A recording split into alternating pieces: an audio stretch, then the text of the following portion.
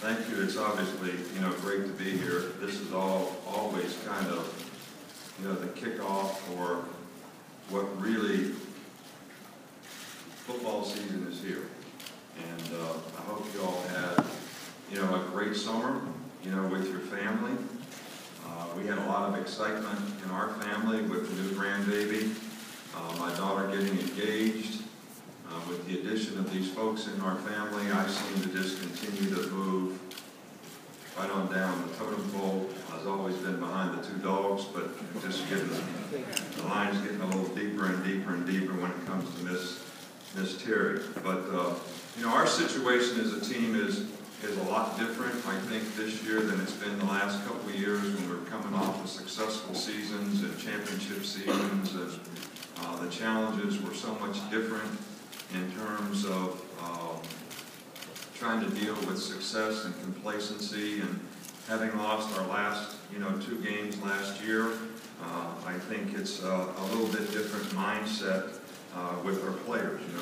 We have to reestablish our identity, as a team in Alabama, and it's going to take every player to have a tremendous amount of buy-in for us to be able to do that. I think you basically need to check your ego at the door, all of us in our organizations, players, coaches, everybody in our organization, and really trust and believe in the things that have helped us be successful, and have enough humility to understand our role and what we need to do to help the team be successful, and certainly have the willingness as a family and a group to serve each other and help each other so that we have the best opportunity to accomplish this. And it's not really about judging. It's not really about complaining. It's not really about questioning. It's really about buying in and actually doing all that you can do to submit to the things that you have to do to have the best opportunity to be successful.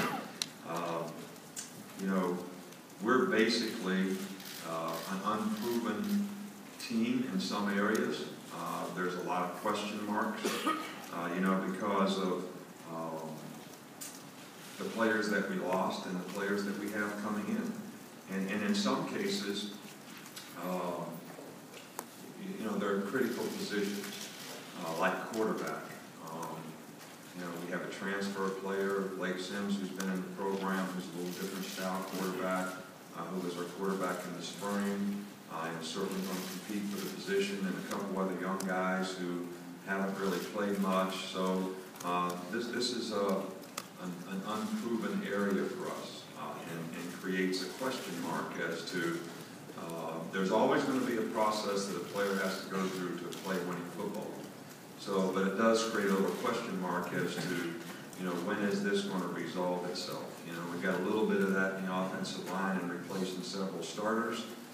Defensively, we weren't probably quite as good as we were last year as we were in the past. So we're in a little bit of a rebuilding situation, even though we played a lot of young players that we hope and have had the right attitude and character to improve and be more consistent players.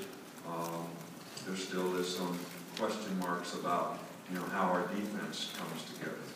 We have 2 new specialists. We're probably going to have a freshman punter as our punter, and Adam Griffin is going to be a new field goal kicker. So, we're a team that has a lot of question marks, and it's always our intent to do everything that we can to help our players be successful in every way, in their personal development as well as academically, and being able to develop a career off the field, and which is what's going to benefit them most in life, as well as their development as football players. And that's what we're going to continue to try to do our best so that we can have the best possible program in the country. We had 3 changes on our staff. I know there's some interest. 2 of the guys, Bo Davis and Kevin Steele, had been on our staff before, so they're just coming back. But lots of interest in Lane Kiffin, who has done a really, really good job, for us. The players have responded to him very well. New energy, new enthusiasm, new ideas to do some things offensively that probably would enhance our chances of being successful. You know, I'm really excited to have the opportunity to work with him. I think all of us would be remiss. I was a head coach once and then went back and worked as an assistant, and that's a difficult transition for anybody, and I think Lane has certainly handled that, you know, very, very well.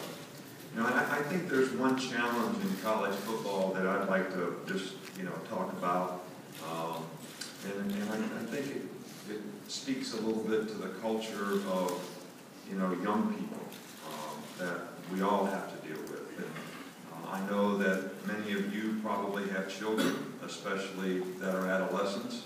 I've gone through that with two who are now growing and either married and have children or are getting married and both graduated from college. But sometimes these adolescents disappoint us. And how do we react to that? How do we respond to that when you have a family and you have someone in your family who disappoints you? And we certainly can't kick them out of our family. I think we have to try to support them, teach them, and get them to do the right things because we love them, we care about them. And I think we probably have some of those issues sometimes with our players. And I think there's a greater disparity in the behavioral culture of our young people now when they come to college. Some people refer to it as maturity.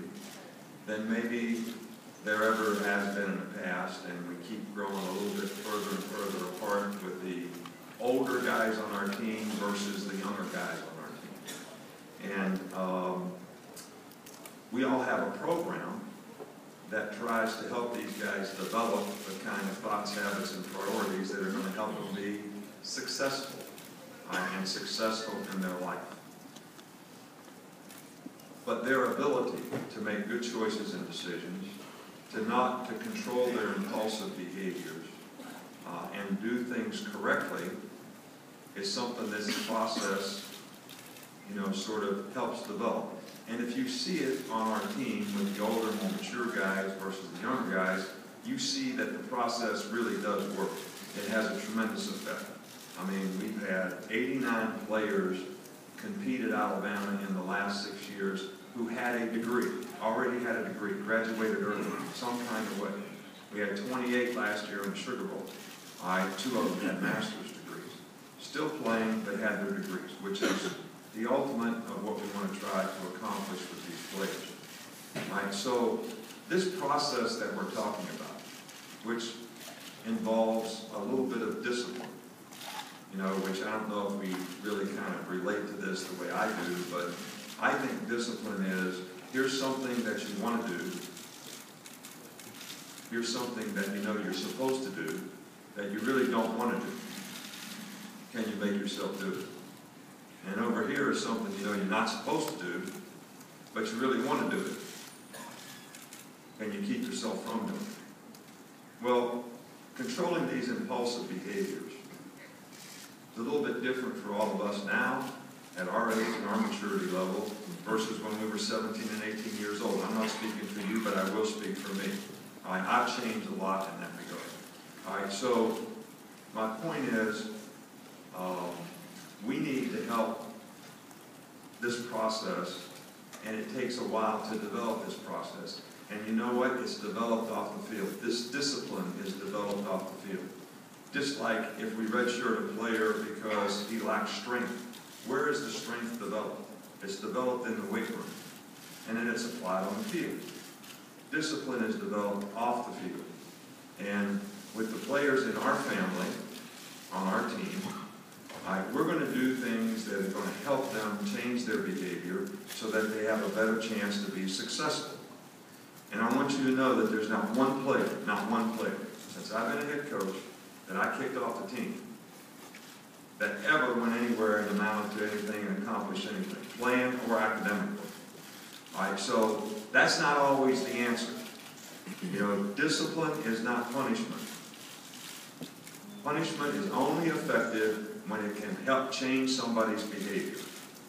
Now, when somebody proves they can't be a part of an organization, then sometimes you got to get the wrong people off the bus. I get that.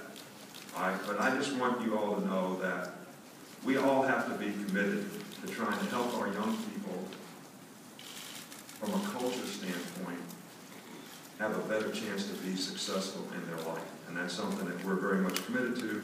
And really,